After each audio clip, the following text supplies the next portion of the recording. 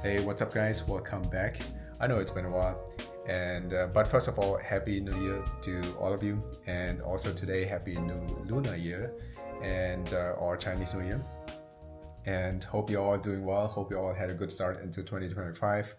And today I thought it would be a good day to actually do another live update because it's been a few months, and the longer I wait, the more resistance comes up. And today I want to break it, give you a little bit of a live update, what I've been up to in the last weeks or months even. Take you on a walk today, go outside because it's very quiet on the streets right now.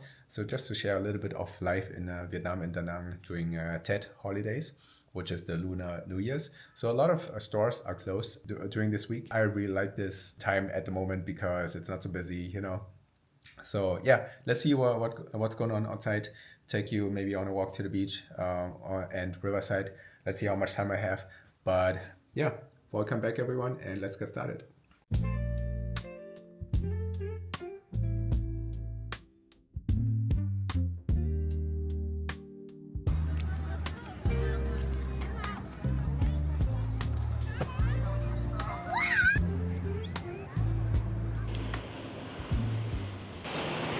I gotta admit, it feels a little bit strange being back on camera because I haven't done it in so long. But I thought, man, the longer I wait, the longer the resistance is gonna build up, and then it gets even more difficult down the road. So that is why we are here today. I wanted to show you where I'm right now. I'm taking a nice walk at the riverside. And it's a beautiful day, actually. It has been a little bit cold in the last few days, but today the sun decided to come out again, and it's also very quiet. All the businesses, or most businesses, are closed because it's Lunar New Year's. I just enjoy Lunar New Year's because it's no honking, no construction, it's very silent, it's just very quiet, which is beautiful, which is very uncommon for Vietnam. This is a very unique building in this area. This is the Wing Hotel. And Andrew and I stayed here during the fireworks festival in July. Had an amazing view on the river and the fireworks. Can show you some snippets of that. They have a really nice rooftop. Let's sit here for a second. Oh man, I really haven't done this in a long time, and being in front of the camera after such a long time is a bit strange, to be honest. But yeah, let's have a conversation about what happened since my last video and what I've been up to. So if you watched my previous video, I've been totally in monk mode and contemplating about my business direction, where I'm going, and yeah, what my next steps are. And so I think for me, the biggest realization or the biggest progress was really incorporating AI into my workflow, which has really helped out in Q4 last year. And so far, it has been going very well. And yeah, it took me a lot of work, to be honest, changing the branding, changing the direction of the business. I had to make a lot of adjustments, making a ton of new products, hundreds of new products. So I was totally caught up in that and didn't really have the mental capacity to take new videos and yeah, just doing YouTube, because I need to focus on one thing at a time, and otherwise I get distracted too easily, and then nothing really progresses, because once you're in the flow, you know, you build up kind of momentum and also the compound effect. Yeah, January has been going all well for me so far, and it has been my strongest month thanks to the change. Been working hard on that. So it's good to see the fruits coming out of that, and I will continue to, you know, push in this direction, in that direction, just incorporating more AI into my work, automating flows, and diving more into really using AI agents to support my workflows. 2025 is going to be interesting. So Q4 is over, and now I'm already thinking about the next Q4, so 2025. It's always like this, you know, once January hits, the focus immediately shifts to preparing for the next shopping season. And I think, yeah, I'm mapping, well, speaking of no honking, sometimes people still honk for nothing. So yeah, my mind is really thinking about the end of the year already and making things much bigger than previous year. So yeah, how's life in Vietnam for me? It's been very quiet, as I mentioned, also because Andrea left in October. She's still in the States, and on the one hand, I feel sometimes a little bit lonely, but then I have so much more mental space to focus on my business, and also I feel in control of my time, and that's one of the biggest benefits that I had in terms of like growing my business in recent weeks, because my life to a lot of people looks very monotone. And I wake up, I go to the gym, I drink my coffee, I call Andrea most of the days, and then I just grind. Make lunch at home. I barely go out these days. I cook most of my meals at home because I know what's going inside. I barely order food because I don't want to waste too much time on going out and eat. To be honest, I just cook everything at home, and while my food is getting prepared, I just keep working. Sounds very boring, but you know, I have these seasons where I'm just super focused on work for 2 or 3 months, and then I take a little bit of time off, because you can't grind all the time, you know, otherwise you're gonna end up in burnout. And I feel like I'm approaching that point. In the last 2 months, I was really working, making hundreds of products in a very short amount of time. And I feel like I hit that limit where after a while it just feels very stale, and I didn't feel the enjoyment in it. At the beginning, you know, you have these excitements, trying new things and all that, but after a while the enjoyment, the excitement just wears off and it becomes like normal. And that's the point I'm hitting right now, where I'm like, okay, I need to introduce a little bit more fun into my life in order, you know, if you never really enjoy what you're doing, like what's the point of it, right? And also the energy that you're bringing into the business or whatever you're doing, if you don't really entirely enjoy it, then it's not really worth pursuing. That is why I'm slowing down on making products. I'm trying to find other areas where I can grow, and one of these areas has been really manifestation, diving more into manifestation, watching a lot of villas, luxury villas in Thailand, and apartment tours, because yeah, just getting new images and visuals into my consciousness. It's actually really fun. Sometimes, you know, if I have mundane tasks, I just put on YouTube and just watch these tours. One interesting YouTube channel I found recently is Elmer Locker Jr. He's an ex-prisoner, and he now, after coming out of prison, I think maybe he was in prison for 8 years. I don't know the details of his entire life, but he said he was a long time in prison, and somewhere I picked up it was like 8 years or something.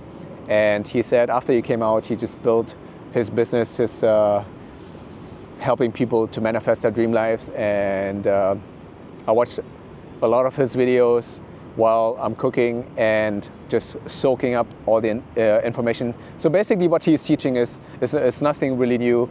It's based on Neville Goddard's philosophies of how to visualize your future, or how to work from a point of the future to manifest your dream life. One of the things he mentioned in his video that really resonated with me, you know, there's so much, how many more manifestation channels can you actually have? But so I watched so many videos in the past, but you know, every time you watch something, it becomes more ingrained into your consciousness, and every person tells the same thing in a different way. And sometimes, you know, with 10 people it doesn't resonate, but then with the 11th person, suddenly, you know, the same thing, but it just hits differently.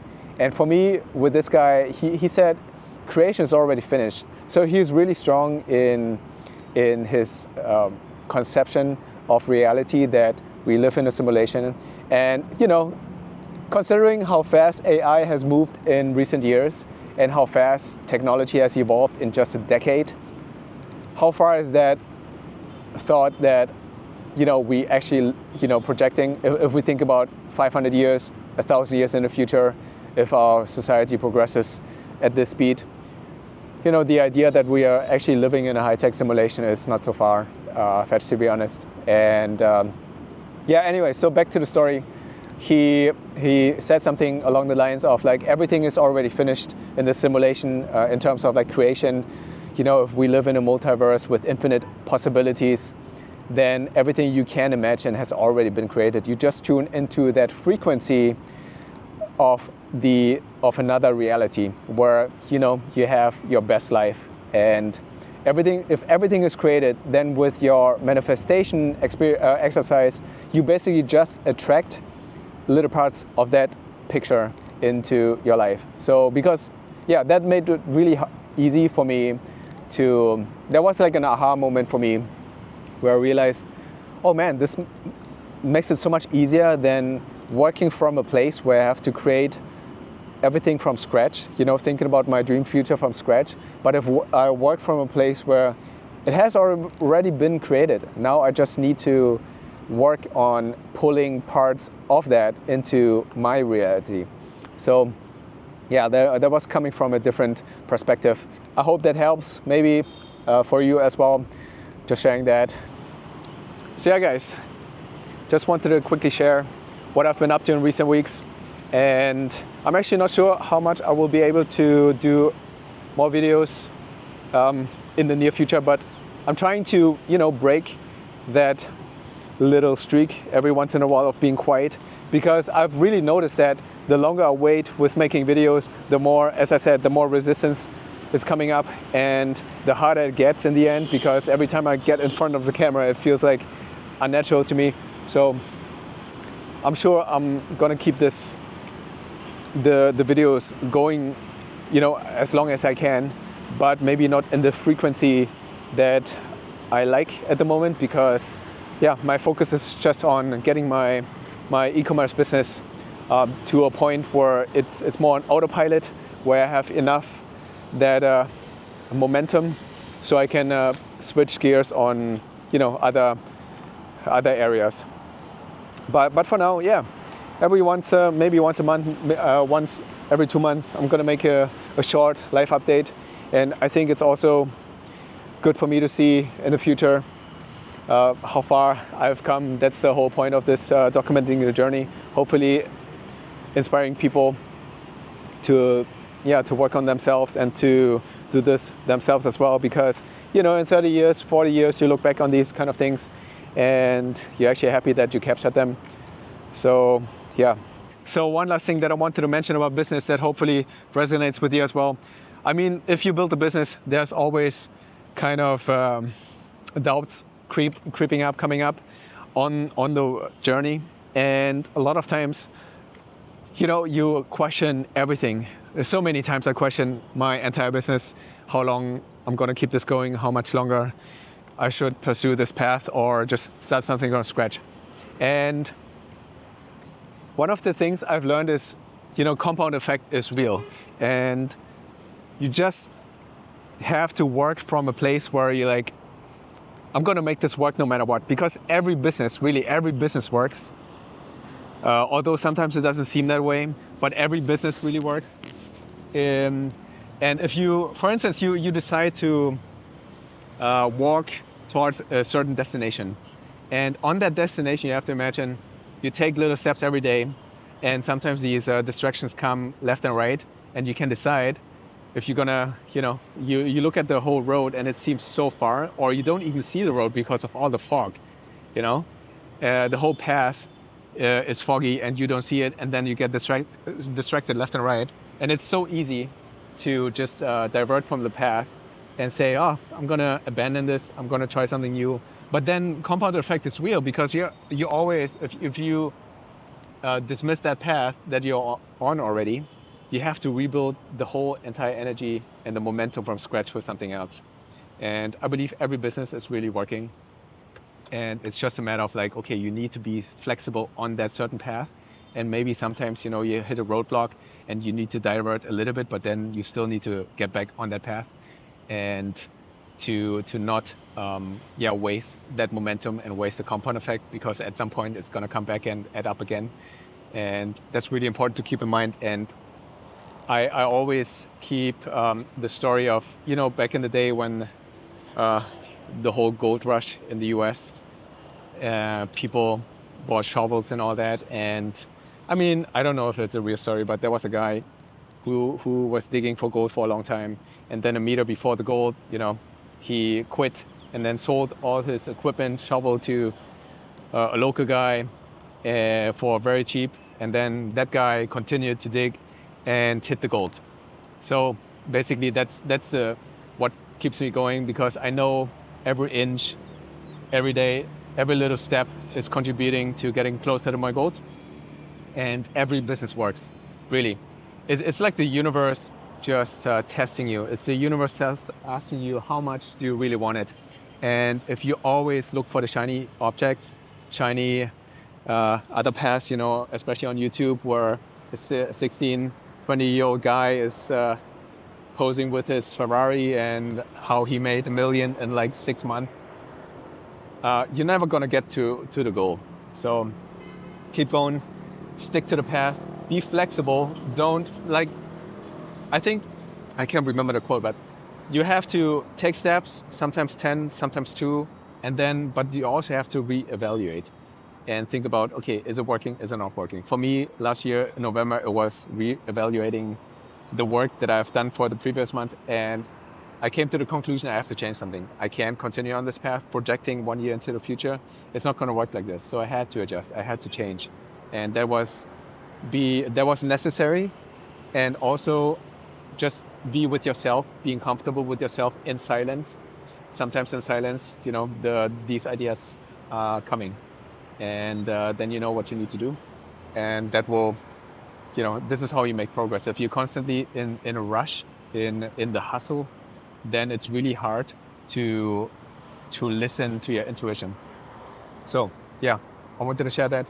That's why, when I was in Japan, my sensei gave me that name of Jin, because my name is Ning, and my Japanese name is Nin, which also has this kanji that I have. This is actually my name that my sensei gave me. It means endurance, and this is my reminder of keep going, don't give up, and that's my message to you. So if you're working on a business, if you're working on that path, keep in mind that the compound effect that you have built over time will continue to grow if you're smart about it. Not just hitting your head against the wall over and over again and not making any changes, but you have to stay flexible and adjust along the way. But don't abandon it, and constantly, chase the shiny object syndrome. All right, guys. So that was a long update, actually. I'm gonna walk back now and see. Maybe we're gonna go to the beach, and I will check back in with you from the beach side. Maybe share some other wisdom.